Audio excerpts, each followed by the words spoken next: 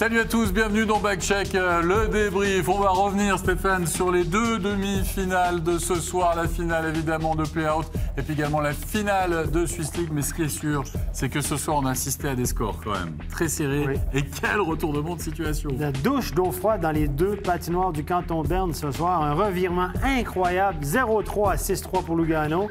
Personne n'aurait pu prévoir ce scénario-là. C'est juste incroyable.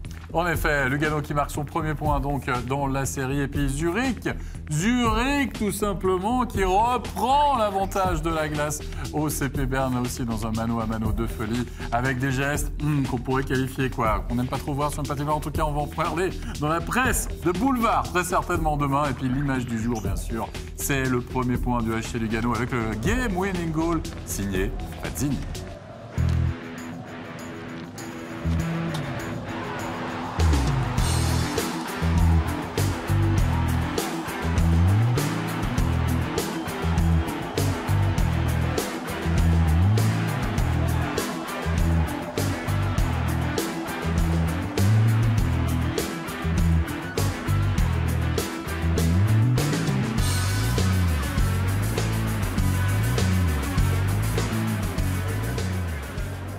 Et nos invités qui sont là ce soir pour ce backcheck, ce débrief, nous sommes en compagnie de l'entraîneur du HCH Hauts-de-Fonds, Serge Pelletier, en compagnie également de l'ancien gardien de Ligue nationale, Pierre-André Roy. Stéphane, bien sûr, est avec nous pour revenir sur quelques décisions, notamment arbitrales. Je te taquine déjà, Stéphane, mais ça va être un petit peu le leitmotiv de la soirée, comme souvent, évidemment, durant ces playoffs. On va attaquer tout de suite, on va couper dans le gras, comme on dit, en allant du côté de la capitale, Berne, Zurich, un partout dans la série. Et la grande question qu'on se posait, c'était de savoir, messieurs, si Berne était complètement relancé après son succès un peu chanceux au niveau de la réalisation des buts lors de l'acte 2. Eh bien, demi-réponse. Pourquoi ? Parce que finalement, c'est la réussite qui a quitté Berne lors des 40 premières minutes de jeu dans cette partie, puisque la réussite sera plutôt zurichoise. Jugez plutôt. C'est Berne qui va toucher du poteau par Kempf dès la 4e minute de jeu. C'est la première occasion de cette rencontre. Un CP Berne qu'on connaissait quand même meilleur à la finition, faut-il bien le dire, mais surtout un CP Berne qui va être une nouvelle fois mené au score avec cette ouverture du score, justement la 10e minute de jeu par Kingsley. Serge, on n'apprend pas de fois en fois finalement du côté bernois, on se complique la tâche à chaque acte de cette demi-finale. Oui, il me semble que Berne à domicile joue un peu plus avec nervosité qu'à l'extérieur, parce qu'il semblerait qu'ils ont connu beaucoup plus de succès justement en jouant à Zurich le dernier match. Et puis même au premier match, ils ont éprouvé beaucoup de difficultés. Manque de patience, ils veulent précipiter leurs gestes. Et puis ça explique pourquoi Zurich est en avant 2-1 dans la série en ce moment. Et pourtant, il reste quelques petites secondes, Pierre-André. C'est Hunter Sander qui permet au CP Berne d'égaliser, j'ai envie de dire, heureusement pour les ours à ce moment-là de la partie. Oui, et puis heureusement pour Hunter Sander, parce que depuis les Jeux Olympiques, on ne l'avait plus revu. Mais il s'est réveillé en play-off et on voit le beau bloc devant le gardien de la part de Moser, qui fait un peu le même travail que Yalonen, mais qui bloque devant le gardien, et c'est vrai que le gardien ne voit rien du tout. Et quand vous êtes en train de chercher le puck, vous êtes gardien, vous êtes en train de chercher le puck à droite ou à gauche, une fraction de seconde, c'est goal, hein, c'est trop tard. Vous n'êtes plus dans la ligne du puck et c'est fini. En tout cas, le CP Berne reste dans le match, avait connu de grosses difficultés en général en première période. Là, ça a failli se répéter. Enfin, il y avait du mieux du côté bernois. Les Bernois qui vont continuer à toucher justement du poteau. Regardez, là, c'est un poteau de Ruffenhardt, 29e minute de jeu. La chance aurait-elle abandonné finalement les CP Berne? On peut quand même se poser la question, Stéphane. Ben, moi, j'appelle ça la loi de la moyenne. À un moment donné, tu ne peux pas être chanceux tout le temps, soir après soir, puis les rebonds sont pour toi. Il y a un soir de temps en temps, ça ne va pas tourner pour toi. Tu vas choper des poteaux, ça va choper une janvière, ça va dévier, puis ça va arriver sur la canne de l'adversaire. Et c'est un petit peu ce qui s'est passé ce soir. Le match a tourné pour Zurich, mais aurait pu tourner pour Berne. La même chose lundi. Donc, c'est deux équipes qui sont très proches l'une de l'autre. Et ce soir, la réussite était plutôt zurichoise. Donc, Avec ce but de Guérin qui permet justement aux ZDC Lions de reprendre l'avantage dans ce match. Et Guérin qui temporise avant de tirer. Le petit saut de Cabri devant la cage. Évidemment, là aussi, Giannoni, même s'il est déjà très bas au sol, a été masqué. Quoi qu'il en soit, le CP Berne qui doit une nouvelle fois cravacher derrière le score. C'est souvent le cas du hockey de rattrapage. On aime beaucoup cette terminologie, dira-t-on. Et on arrive, à un moment qui va peut-être conditionner finalement la fin de la rencontre. Parce qu'on va arriver vers sur la faute de Sheppy. Alors faute ou pas, Stéphane, de nouveau, on veut avoir ton avis. Parce que nous, on a l'impression que Sheppy, il trébuche. Ben, il trébuche, c'est clair qu'il trébuche. Je ne m'explique pas comment on a pu prendre cette pénalité. C'est en dehors du jeu. Regardez Sheppy, il tombe. Ça ne peut pas être une pénalité. Le gars, il poursuit un opposant, il décide de couper dans la cage, il perd pied, fauche le gardien. Je ne m'explique pas comment on peut donner une pénalité. Vos avis, messieurs, Serge? Oui, c'est très litigieux. Disons que, comme Stéphane l'a mentionné, le joueur, justement, perd pied, perd son équilibre, et puis il vient en contact avec Giannoni. Ça semble plutôt anodin comme action. C'est... ouais. Moi, je vous dirais, le problème, c'est qu'on en revient toujours à cette zone grise.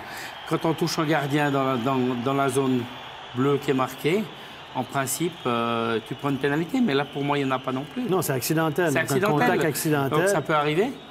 Et puis là, je ne vois pas l'intérêt d'aller chercher le gardien sur une action comme ça. Mais il n'a pas du tout été le chercher. On voit nettement qu'il tombe... Au troisième tiers, match d'un goal, je comprends pas. C'est une pénalité qui n'a pas eu de conséquences, heureusement, mais ça a toujours une conséquence. Même si l'autre équipe ne marque pas, c'est pendant 2 minutes où tu vas te défendre à 4, ça change le rythme, il y a toujours une conséquence. Et ça a énervé Hans Kosman. Ça a énervé Hans Kosman, ce qu'on peut évidemment comprendre. Oui, parce qu'il a dû revoir sur l'écran, parce qu'il les remonte maintenant. Il a dû revoir sur l'écran, je pense qu'il a peut-être vu aussi en direct. Enfin bon, bref, première altercation, on imagine, en tout cas premier... Voilà, les tours qui montent du côté d'Hans Kosman, vous allez comprendre pourquoi. Après, on va voir maintenant la réussite et l'égalisation de Simon Moser. On est à 5 contre 4. Et là, on va voir Simon Moser. Hop, le kick du patin. On va réclamer du côté zurichois. Avec raison. Avec raison. Mais on va voir ensuite, sur les images, Stéphane, que finalement Simon Moser retouche le puck de sa crosse. Oui, c'est un bon but. En fait, vous allez voir, il va réceptionner le puck avec son patin, il va faire un kick. Il fait un kick et il le retouche juste avant que le puck traverse la ligne rouge. Si le puck traverse la ligne rouge sans que Moser retouche le puck, pour moi, c'est pas un bon but. C'est un but qui doit être refusé. Et on voit le geste de Kosman. Mais Kosman, ce qu'il a probablement pas vu, il était énervé, c'est que Moser a retouché à la rondelle avant que le puck traverse la ligne rouge complètement. Parce que le puck est sur la ligne rouge des buts, puis il le pousse au fond. À ce moment-là, ça ne devient plus un but sur un kick. Donc, bonne décision des officiels là-dessus. Absolument. Là, il y a une tension folle qui règne à ce moment-là dans la partie. On va vous le refaire, version Hitchcock, un petit peu, comme ça, de partout. On se dit, on se dirige vers les prolongations, etc., etc. Mais voilà, Zurich va crucifier le CP Berne, un peu comme le CP Berne avait crucifié finalement Zurich au Hallenstadion 2 jours avant. Seulement là, regardez, il reste moins d'une minute à jouer. Vic, un tir, un rebond, et Pius Souter qui peut pousser ce puck au fond à la suite de cette reprise, signé Ronald Kellins. Et là, je pense que Serge a quelque chose à dire sur Blum.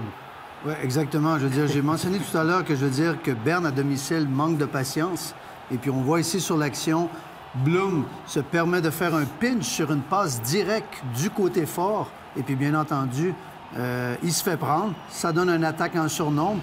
Et puis ça coûte le match au CP Berne ce soir avec cette attaque en surnombre de la part de Zurich. Oui, un victoire donc des ZDC Lions. Puis on a vu Hans Kosman évidemment très énervé après la validation du but de Simon Moser. Et le geste qui va très certainement faire le tour, on l'a dit, les tabloïds demain, c'est celui-ci d'Hans Kosman à l'issue de la sirène finale. C'est un geste qu'on n'a pas l'habitude de voir, très honnêtement, sur les patinoires. Je pense qu'il aura droit normalement à une amende, certainement. Je sais pas, il y a des coachs qui font bien pire avec leur bouche puis qui ne seront pas sanctionnés. Mais disons que, j'excuse, tu peux pas faire ça. Tu dois te contenir. Ça, c'est une réaction de « Allez, on vous a eu ». On peut comprendre, c'est dans l'émotion. Mais là, tu dois quand même garder ton calme, en tout cas, extérieurement. Tu dois quand même te dire « OK, petite fierté intérieure ». Tu dois regarder le monde, dire « OK, on vous a battu, on retourne avec les points ».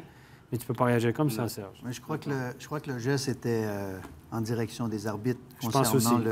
concernant le but accordé à Moser, que selon lui, il n'avait pas touché avec il n'avait pas touché avec sa canne pour le faire pénétrer l'autre côté de la ligne rouge, mais on a vu clairement, justement, avec les images à l'appui, qu'effectivement, ce but-là était valide.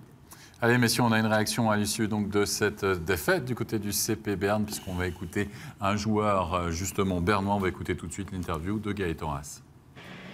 Gaëtan, Berne se fait resurprendre à la maison, comme lors de l'acte numéro 1, par une équipe de Zurich bien organisée encore ce soir. Ouais, bien organisée. À la fin, je pense que c'est nous qui faisons les erreurs qu'il ne faut pas faire. Et on se tire une balle dans le pied tout seul, nouveau. Décidément, cette série est très tendue, très crispée. Ouais, on savait que ça allait être une série qui allait être compliquée. Les matchs, ils sont serrés. Et c'est les détails qui font la différence. Et voilà, on n'a pas le droit de prendre un goal à 1 minute de la fin comme ça. Et même dans l'ensemble de ce troisième tiers, dans cette saison contre Zurich, c'est très compliqué d'aller chercher un but peut-être victorieux. Ah, je crois qu'on travaille fort, mais à la fin, il manque le dernier geste. Je pense qu'on a à nouveau des occasions qui doivent être au fond ce soir et on ne les met pas. Donc voilà, on se fait punir derrière. Il faudra repartir lundi de Pâques, rechercher l'avantage de la glace. Allez me prouver aussi que vous pouvez regagner à Zurich. Ah, on l'a fait une fois. Je crois que sur les 3 matchs, là, on ne démérite pas. On est à chaque fois là. Donc c'est 2-1 pour eux, mais on est capable de gagner là-bas. Merci. 24 tirs au but pour Zurich, 21 arrêts, seulement entre guillemets pour Leonardo Geloni, 87,5. Je pense que c'est sa plus mauvaise stat de play-off depuis fort longtemps. C'est aussi ça, la différence peut-être dans ces matchs-là, ou en tout cas dans ce match aussi. Je crois qu'il ne faut pas trop se fier quand même trop aux statistiques pures. Il faut voir le match qui s'est passé, il faut voir les goals marqués, comment c'est venu, comment ça s'est passé. Parce que pour finir, on se focalise que sur ces statistiques de pourcentage. Je ne veux pas soutenir Geloni, mais disons qu'il est un petit peu au-dessous sur l'ensemble de ce qu'il était l'année passée en tout cas. On s'attendait peut-être à une réaction du CP Berne, Serge Pelletier. Réaction peut-être il y a eu, mais n'empêche que dans la série, c'est 2-1 pour Zurich désormais. Oui, parce que Berne, si on regarde les 60 minutes ce soir, c'est créé de nombreuses occasions. Ils ont frappé des poteaux, mais je le répète encore une fois, on joue à domicile, on manque de patience. Ils ont gagné le dernier match justement en prolongation. Donc, ça démontre que c'est une série qui est très équilibrée, qui ne sera pas facile. Donc, ce soir, au lieu d'attendre peut-être même d'aller le gagner en prolongation, on essaie de forcer le jeu dans la dernière minute. Et puis, comme Gaëtan Haas vient de le mentionner en entrevue, on se tire une balle dans le pied et puis on subit le goal dans la dernière minute de jeu. Ce qui est étonnant, Alex, c'est quand même que les 3 matchs, 3 victoires à l'extérieur. Absolument. Tout à fait. Ou presque.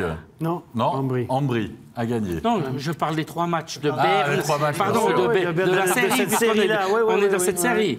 On est dans une série de victoires à l'extérieur. De victoires à l'extérieur. Donc l'avantage de la glace est-il réel dans cette série-là? Ouais, en tout cas, c'est vrai que c'est très juste et très serré entre Berne et Zurich. Allez, on va passer à l'autre club bernois, on va passer à Bienne. Maintenant qu'il y avait une belle opportunité là, à domicile à la Tissot Arena, on va dire presque se qualifier pour la finale, parce que si vous étiez avec nous depuis le début, après 20 minutes de jeu, on a un éminent spécialiste qui pensait et qui nous parlait déjà de finale, Laurent Cassiol du Journal du Jura, pour ne pas le citer, qui nous a quand même vendu une finale pour Bienne. C'était dans la poche. Il faudra peut-être patienter un tout petit peu. Quoi qu'il en soit, pendant 30 minutes de jeu, on a vu qu'une équipe, enfin oui à peu près, presque 30 minutes de jeu, avec un premier tiers, de nouveau l'efficacité. Serge Pelletier du HC Bienne a fait merveille à l'image du 1-0 de Lutti et du 2-0 de Pouliot. Les rebonds partout en premier sur le puck. Bref, ça rigolait du côté Bienne. Oui, effectivement. Beaucoup d'opportunistes du côté de Bienne. Un départ canon avec cet avantage de 3-0. On était parti justement pour porter la série sur le 3-0, mais il y a eu un gros revirement de situation. Oui, en effet, le gros revirement de situation, mais avant cela, une maîtrise parfaite de son sujet du côté du HC Bienne. Et Pierre-André Lugano, avec le retour de la Junen, on va voir prendre de plus en plus d'importance, même s'il est déjà là, on va dire aussi défensivement. Du côté de Lugano, il n'y avait pas encore le déclic à ce moment-là. Non, il n'y avait pas du tout le déclic, parce qu'il faut, pour être honnête, 3-0, Avantage 5 contre 4 pour Bienne. On a pensé qu'ils allaient mettre le 4-0. Et voilà, ils prennent un goal et tout d'un coup, le match bascule. On est dans une autre dimension. Lugano reprend confiance. Bienne fait plus d'erreurs que d'habitude. Et voilà, ça a tourné le match. Il suffit, Stéphane, d'une petite étincelle, parfois, pour rallumer un grand feu. Oui, effectivement. Mais est-ce que le feu est aussi grand que ça? En tout cas, sur une période, je sais pas comment, la remontada, on peut l'appeler comme ça quand même, de la part de Lugano a été terrible. Alors oui, il y a des faits de match, oui, il y a cette pénalité finalement stupide de Morer, avec quoi, un peu de frustration. Le but à 4 contre 5. On va le voir, oui. On va le voir, le but à 4 contre 5. Ensuite, pénalité stupide de Morer. On a mis à jouer. Ça, c'est le but à 4 contre 5 de Fiston-Reuil. Un 2 contre 1. Donc, on était suffisant. La Bienne était à 3-0. On a pris ça facile un petit peu. Là, whoop, un petit wake-up call qu'on appelle, un petit appel au réveil.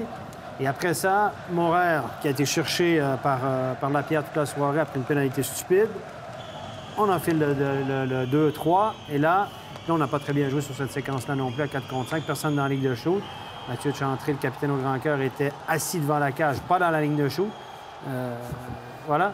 Regardez bien, regardez tout l'espace qu'il y a, le fleuve vers le but. On n'a pas l'habitude de voir bien jouer comme ça à 4 contre 5. On le revoit, un gros travail de Yagunen devant la cage pour masquer Hilaire encore une fois. Il a manqué ce Yagunen lors des premiers matchs. Et là, à ce moment-là, Bienne commence à être très, très nerveux. Ouais, et puis Bienne va creuser, j'ai envie de dire, ça tombe un petit peu tout seul, puisqu'il va avoir le geste ensuite de Rebière, là, le boarding, comme on dit, sur Wellinger, ancien joueur biennois, qui va finalement précipiter ensuite les événements. Hein. On le voit, Pierre-André, c'est un des tournants quand même de la partie. Il y a bien sûr la réduction du score à 4 contre 5, et puis ensuite, ça se complique vraiment pour Bienne. Mais disons que ça s'est enchaîné dans le mauvais sens pour Bienne, alors que jusqu'à présent, depuis le début de la série, Bienne avait fait tout juste, mais vraiment tout juste. Tout tournait. Tout tournait, tout était parfait. C'était une mécanique qui était super bien rodée. Et tout d'un coup, là, il y a eu un petit grain de sable. Puis ça s'est empiré un petit peu. Plus le match avançait, plus ça s'empirait. Et Lugano est revenu dans le match. OK, Bienne peut avoir des regrets, parce qu'après avoir mené 3-0, tu peux avoir des regrets de perdre ce match. Ça, c'est sûr. Stéphane, juste une précision. Est-ce que Rebière peut être suspendu pour ce geste-là? Je pense pas. Je pense pas. Pour moi, c'est un... Pour moi, c'est un 2 minutes à la base. Okay. Et comme il est blessé, ça se transforme en 5. Une blessure évidente, il est ouvert, l'arcade, on voit, et ça se transforme en 5. Et je vois pas comment il pourrait être suspendu. Surtout que Pouliot, il n'y a pas eu d'enquête sur Pouliot, qui aurait pu avoir une enquête sur Pouliot dernier match. Pouliot n'a pas été pénalisé. Avant le 2-1 à Lugano, n'a pas été pénalisé. Il aurait dû être pénalisé en tout cas 2 minutes. Mais justement, d'où ma question. Si on suspend alors, je ne comprends plus rien, moi. Là, je veux dire, avec la ligne permissive qu'on a... Non, si on suspend alors, là, moi, je pense que là, il y a quelque chose un truc qui m'échappe. J'ai raté le bout de l'histoire parce que là, comme tu l'as dit, toi, c'est pas un geste très méchant. C'est dans l'enchaînement. Oui, il y a une pénalité. Mais voilà, c'est pas un assassinat. Là. Très bien. Voilà. C'est juste pour savoir, affaire à suivre, on verra lundi et on vous donnera des nouvelles. Allez, on va voir surtout que Lugano va vraiment inverser la tendance à ce moment-là. Il y a un 5 contre 3. On l'avait vu très remuant durant tout le match. Un Gregory Hoffman qui retrouve enfin, entre guillemets, Serge, le chemin des filets.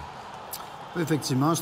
Il y a eu plusieurs occasions sur Hoffman ce soir et puis c'est un lancer qui dévie un peu chanceusement, je veux dire, dans le filet, dans la partie supérieure du filet, qui dévie sur la canne du défenseur biennois. Avec le 4-3, le game-winning goal, Luca Fazzini. C'est les snipers qui retrouvent le chemin des filets. C'est eux, regardez, Hoffman, Fazzini, on les a eu flamboyants pendant la saison régulière. Deux des meilleurs buteurs du championnat. Et voilà, on a été opportuné, son ami... Comme Bienne avait été opportuniste lors des 2 premiers matchs en supériorité numérique, là, ce soir, c'est Lugano qui a fait la différence en supériorité numérique. Encore une fois, un bon screen, un bon écran devant le but. Et Fazzini n'a pas le succès modeste, vous l'avez vu, à la Ovechkin, mais il a fait tout un tir comme Gregory Hoffman, d'ailleurs. Et puis ensuite, du côté de Bienne, on va évidemment tenter le tout pour le tout. On va sortir Jonas Hilaire et on va encaisser 2 nouveaux buts par Lapierre. Par Lionen, c'est plus anecdotique finalement qu'autre chose, ces 2 derniers buts. Mais il y a quand même une constance. Pierre-André, retour de Lionen, Lugano gagne. Lionen peut-être diminué, certes. Enfin, il a joué tout le match. Il a pris des engagements, en tout cas en première période. On a même vu faire une charge quand même en première période aussi. Enfin bref, il s'est donné, il a équilibré, on va dire, l'ensemble finalement d'équipe. Puis on a retrouvé un Lapierre, la Younan, Hoffman, quand même, voilà, intéressant. Mais je dois dire que là-dessus, moi, je suis assez dubitatif quand même sur le fait que Bienne se soit écroulé quand même, comme ils se sont écroulés ce soir. Parce que c'est pas seulement 2 ou 3 joueurs. Ça a donné un équilibre. Maintenant, le momentum, il est côté Luganais. Ils doivent jouer à la maison. Mais on est toujours à 2-1 pour Bienne, je vous rappelle, messieurs. Et ça, faut peut-être pas l'oublier non plus. Hein. Mais c'est la façon qui interpelle. Là, Lugano est venu tourner ça, la série, en les 10 dernières minutes du deuxième tiers, tout à coup, tourner. Au lieu de 3-0, on se retrouve 2-1 dans la série. On retourne à Lugano. Et là, devenant une victoire de Lugano à la maison, Lugano, elle va sûrement essayer de construire sur ça. Le coach va essayer de construire sur ça. Et là, ça peut tout à coup, dans tous des casques de Bienne, là, on peut se mettre à douter un petit peu. Ça dérange. Il peut avoir un peu de doute. Par contre, je pense que Tourmainen, comme coach, je veux dire, assez futé, va justement rappeler à ses joueurs que dans le quart de finale, ils étaient favoris contre Bienne. Ils ont perdu le premier match à domicile contre Davos pour en gagner 4 d'affilée par la suite. Donc, Bienne a des ressources, mais Lugano en a également. Oui, eh ben on va écouter maintenant les réactions, si vous le voulez bien, au niveau des joueurs. On va commencer du côté du HC Lugano avec la réaction de Grégory Hoffman. Grégory Hoffman, vous êtes mené 3-0 à la 26e minute, puis après il y a ce retour. Qu'est-ce qui se passe dans vos têtes? Je crois que Elvis, à 3-0, il a fait un énorme save. Ça nous donnait de l'énergie. Ensuite, on marque un goal en box-play. Ça donne encore plus d'énergie. Après, on a 5 minutes de power-play. Et, on a la tête froide et on a réussi à tourner la situation. Durant les 35 dernières minutes de cette partie, est-ce qu'on a vu, j'ai envie de dire, enfin le vrai Lugano? Ouais, en tant qu'équipe, on a vu le vrai Lugano. Il y a beaucoup de choses encore à améliorer. Mais je crois que sur l'ensemble des dernières 30 minutes, l'équipe a joué solide défensivement. On a commencé à beaucoup plus bloquer des tirs, mettre plus de physique et c'est comme ça qu'on va gagner nos matchs. Il faudra continuer sur cette lancée dans 2 jours à la Rezega, c'est ça? Ouais, exactement. Je crois qu'il n'y a pas de miracle. On se devait de gagner ce soir, on l'a fait avec la manière. Et puis maintenant, lundi, ça recommence et il faudra montrer encore un autre caractère et encore beaucoup plus d'identité. Et puis ça devrait bien le faire. Juste un petit mot sur le retour de la Younan, il a fait du bien. Ouais, il a fait du bien. C'est un joueur important. Playoff, il donne beaucoup d'énergie aux gars. Et il est dans les coins où ça fait mal. Il récupère beaucoup de pucks. Il est très important pour nous en box-play. Il gagne beaucoup d'engagement. Donc je crois que ça s'est ressenti ce soir. Et c'est bien qu'un gars comme ça il revienne pour nous aider. Merci beaucoup, Greg Hoffman. Oui, un très bon retour de la Younan qui finit la rencontre avec plus 2, me semble-t-il. Enfin, quoi qu'il en soit, il y a un homme qui a brillé aussi. C'est dans la cage, bien sûr, c'est Elvis Merzlikins. Vous voyez sa stat, 92.11, 38 shoots en direction donc, de Merzlikins, 35 arrêts pour lui. Les buts qu'il prend, c'est 3 rebonds parfaits. Hein? Ouais. Les 3 buts, honnêtement, il ne pouvait rien faire. Le premier rebond parfait, le deuxième, Pouliot, c'est un dégagement de Walker, puis Pouliot est là par hasard. Et puis la troisième but, c'est une belle action de Bienne, un revirement, un rebond de la bande et tout. Donc, je pense qu'on sur ces premiers arrêts ce soir, on ne peut rien. Et puis Pierre-André, quels arrêts aussi, parce que tu peux avoir 38 tirs un peu. Enfin voilà. Non, c'est des arrêts très importants. Et quand le gardien te fait des arrêts importants, tu peux gagner un match. Comme Serge disait, on a parlé de ça à mi-tiers, hein, quand on arrivait dans les 10 dernières minutes. Serge dit là, c'est important. C'est dans ce moment-là qu'un gardien doit être bon. Il doit faire les arrêts clés. Il les a fait. Effectivement, il a tenu, même s'il aurait pu se laisser décourager avec un score de 3-0 en faveur de Bienne, il a vraiment tenu Lugano dans le match. Disons qu'il a donné la chance à son équipe de revenir dans le match. Pas seulement maintenir son équipe dans le match, mais donner la chance à son... C'est clair qu'à 3-0, c'est pas facile, mais Lugano l'a fait ce soir.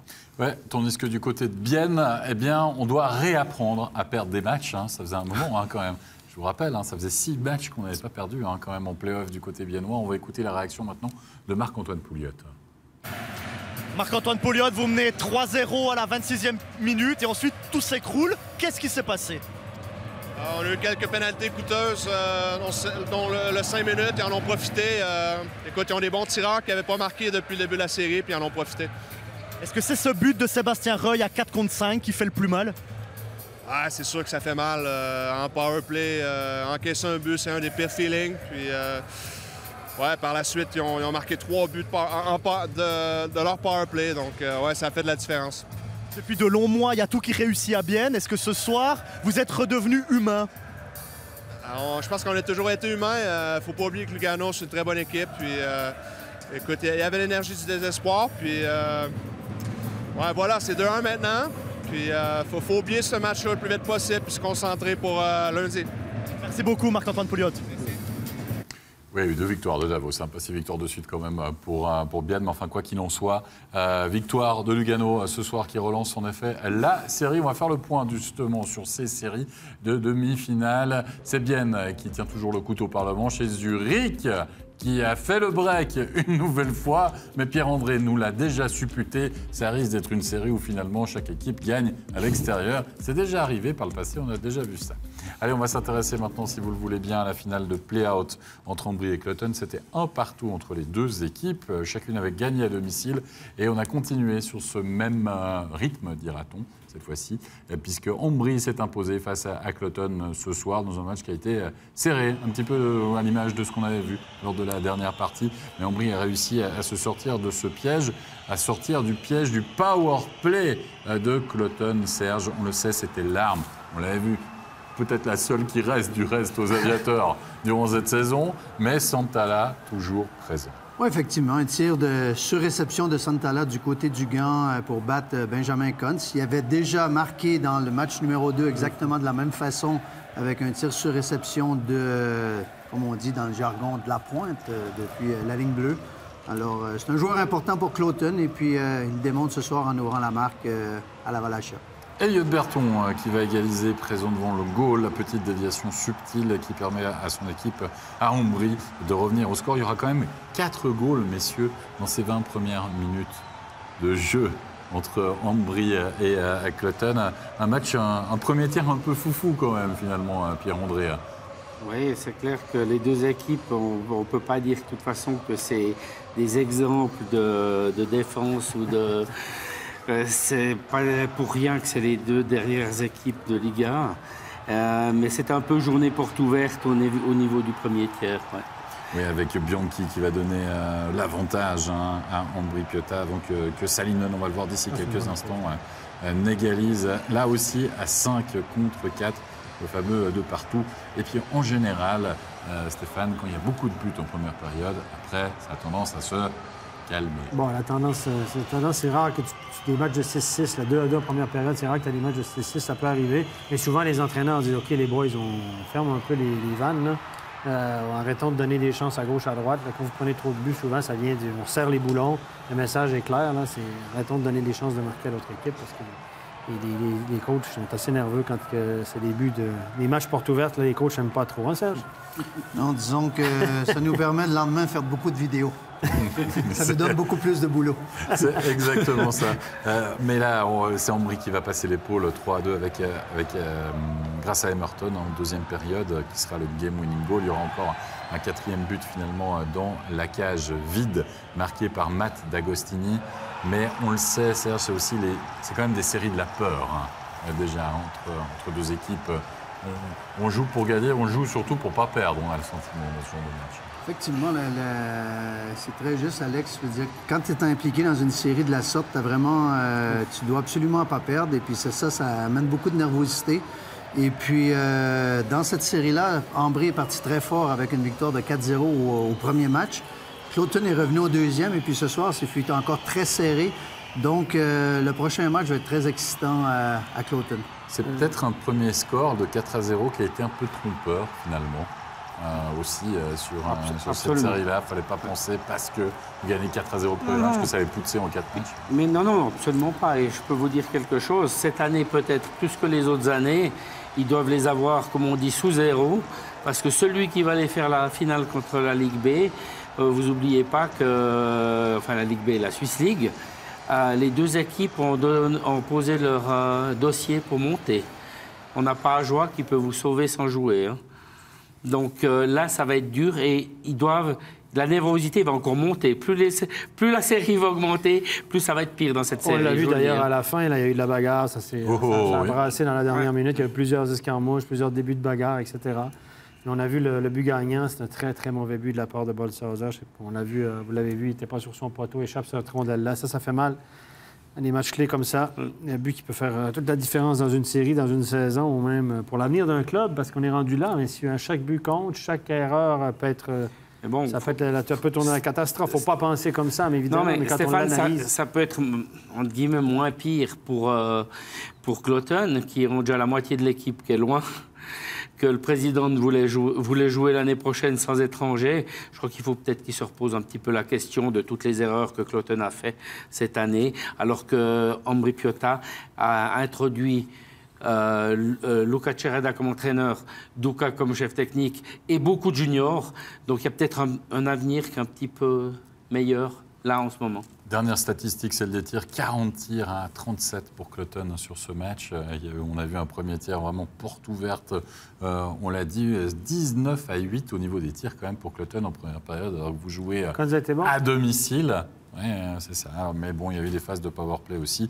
Puis on va faire le point sur cette série, on vous l'a dit, puisque Ambri mène donc 2-1 face à Cloton. À voir d'ici 2 jours si l'avantage de la glace, entre guillemets, se précise dans cette série ou pas. Et puis Pierre-André en a parlé. Les 2 protagonistes, les 2 prétendants à une montée du côté de la Swiss League. On va en parler, bien sûr, de cette finale de Swiss League, puisque là aussi, il y avait eu un premier match à sens unique. Rappelez-vous, 5-0 pour Rappi lors du premier acte. On se retrouvait du côté du Klein-Holtz. On était à guichet fermé et surtout un petit but. Il ne fallait pas être en retard, 55 secondes. Là, on a fermé les vannes. 1-0. Et là, c'est terminé. 2 grands gardiens, bien sûr, 2 paris d'autres. Mais surtout, un petit but. C'est assez rare quand même, hein. 1-0 en finale comme score. C'est plutôt un score de football. Match, mais quoi qu'il en soit, ce but de Muller. Oui, au tout début de match, 1-0, et ça a été terminé, recirculé. Il n'y a rien à voir pour le reste du match. Je dis pas ça dans le sens où il n'y a pas eu de spectacle vraiment offensif, puisque un match de 1-0, OK, c'est assez rare quand même. Hein. On a gagné par la plus petite marge possible, mais on a gagné un match, et là, c'est égal à 1. Oui, c'est un partout exactement dans cette série finale entre Rapperswil et Holton, puisque chacune des 2 formations s'est donc imposée à domicile. Une série qui pourrait être plus longue peut-être que ce que pouvaient imaginer certains. Après tout, c'est une finale et la finale, c'est bien de la jouer, mais surtout, il faut la gagner. Et à propos de finale, Stéphane, on est rendu au niveau des finales des juniors ce week-end. Oui, c'est le week-end finale de la saison. Les équipes, les champions, les 2 équipes finalistes, Junior Elite et Novice Elite, s'affrontent à Squall. Et on a joué les premiers matchs aujourd'hui. C'est 2 matchs au total des points. Les Novice Elite de Bienne l'ont emporté 7-4 contre les Novice Elite de Zug en début d'après-midi. Et en fin d'après-midi, oui, match nul. Getsek Alliance, l'équipe Junior Elite de Zurich, a fait 4-4 contre les Junior Elite de Genève. Oui, 4-4, c'est 2 matchs au total des points, donc on n'a pas disputé les prolongations. Donc ça veut dire que ce match-là, il ne sert à rien, finalement. Et ça, il ne sert à rien. Demain, le résultat du match de demain nous donnera le vainqueur, le grand champion U20, catégorie junior élite en Suisse. Et ce match-là est présenté en direct sur MySports à compter de 15h45, et je serai là pour le commenter d'ailleurs. C'est pour ça qu'il ne faut pas tarder à aller au lit, hein, Stéphane. De quoi te reposer un tout petit peu. On arrive à la fin de cette émission. Merci beaucoup, Serge Pelletier. Merci beaucoup, Pierre-André Roy, d'y avoir participé. On vous donne rendez-vous, vous l'avez compris, lundi pour la suite de ces demi-finales. Rendez-vous à 19h45. Merci à toute l'équipe technique. Bonne fin de soirée à tous. Bye bye.